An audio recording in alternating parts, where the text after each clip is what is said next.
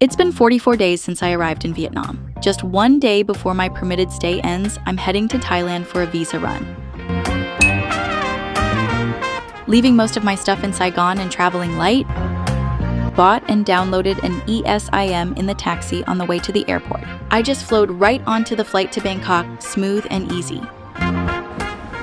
It was back in January 2017 when I took a short trip to Bangkok with my then boyfriend, who I once loved deeply and who's now become one of my closest lifelong friends. It was a trip mostly spent near Khao San Road. We were huge beer lovers, and once we figured out how affordable Thai beer was, the rest of the trip practically planned itself. We declared it a Thai beer pilgrimage. Day and night, we drank, laughed, chatted, and filled our entire itinerary with beer. I split this visa run between Bangkok and Chiang Mai and ended up running with a pack of party animals in both. But somehow, I became the silent assassin. Everywhere I went, I left behind a trail of friends nursing hangovers in recovery mode. T, whom I met through D, ended up being one of my victims in Bangkok. As soon as I checked into my hotel, I headed out to meet up with him. The Bangkok Saran Hostel, where I stayed for 2 nights in Bangkok, was small, affordable, and clean. Everything was great. The best part? The free breakfast and unlimited bottled water. I started each day with 2 bottles of water, which was my survival strategy. I wonder if my victims ever realized that. My voice was half gone, but there's no saying no to T's warm welcome and a cold beer. Good thing I've been quietly building my party stamina for moments like this. Same thing happened with my Chiang Mai friends. Why does everyone in Thailand insist on Thai whiskey? Must be a local rite of passage.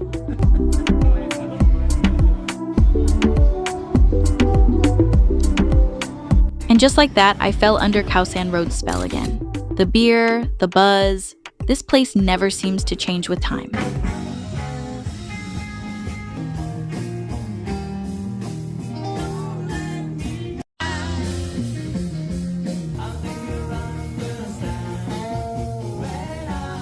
The best way to make the most of your time is to be acutely aware that it's limited. Knowing this visa run trip was short, that alone became my ultimate morning alarm and the best hangover cure.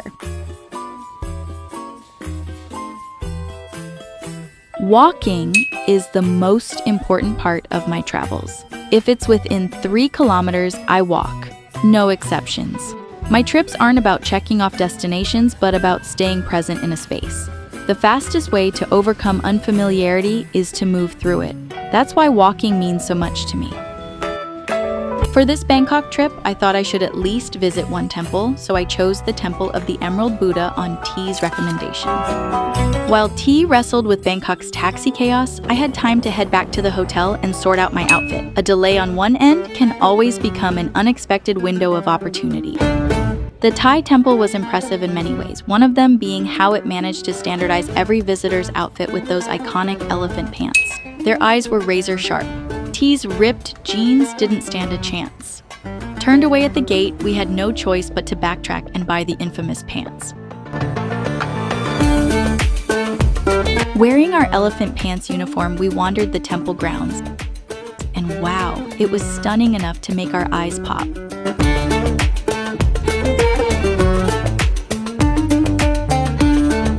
After powering through a packed travel schedule, I noticed a major shift in my travel style. I used to plan out every detail of my trip and study each place in advance before appreciating it. But these days, I prefer traveling without a plan, focusing purely on the experience itself. I add context later, during reflection. I've come to realize, through my studies, that raw impressions are the most powerful, and that the pleasure born from reflection is the most intense. Yes, I'm a philosophy major.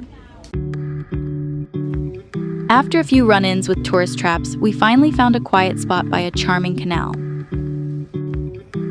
The heat of early May in Bangkok had really gotten to us. My voice was getting worse, but thankfully, it didn't get in the way of communication. We shared our life stories and current ways of living. With much more life experience than me, T was like a wise mentor on this short journey. Listening to T's story and reflecting on my own, I was reminded that life isn't a straight path.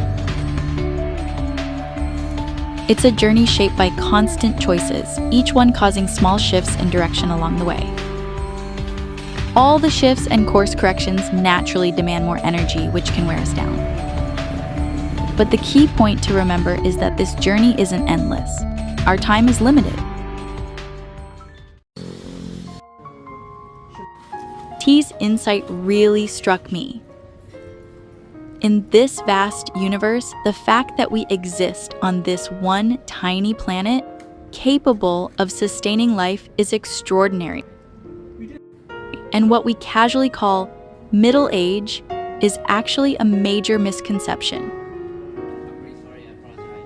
We are surviving like a miracle, living a life that could end at any moment without warning. The truth is, we have no idea where exactly we are on the timeline of our lives, and we may never know. So even if it's tiring or uncomfortable at times, embracing change and making bold choices to accumulate diverse life experiences is undeniably worthwhile.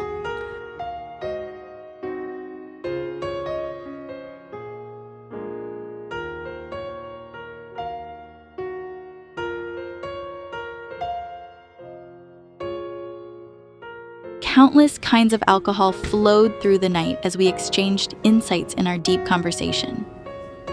My body grew increasingly exhausted, but my mind had never felt more alive.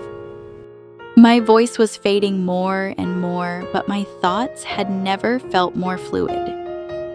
As T joked, maybe the secret to my energy lies in the fact that I'm overworking my brain. It was such a densely packed day. I burned through a ton of energy, but in another way, I felt deeply recharged. Surrounded by a massive clouder of cats and somehow still communicating. What a magical way to wrap up such a remarkable day. I had to be at the airport by 9. After packing and donating T's temple pants from my bag to the hotel, then downing a bottle of water, there was just no way I could squeeze in time for the free breakfast. Just like my first time, this second trip to Bangkok was packed with beer-fueled banter and unforgettable moments. Huge thanks to T for diving into all of it with me, even on such a tight schedule. Who knows where in the world we'll cross paths next? Until then, please stay alive and well and accept my sincerest apologies for the accidental assassination attempt. Dear T, wishing you a swift and glorious recovery from that hangover. May your liver rise again like a true warrior. Thanks for watching. That's all for today's episode. Make sure to like, subscribe, and turn on notifications. New episodes are on the way.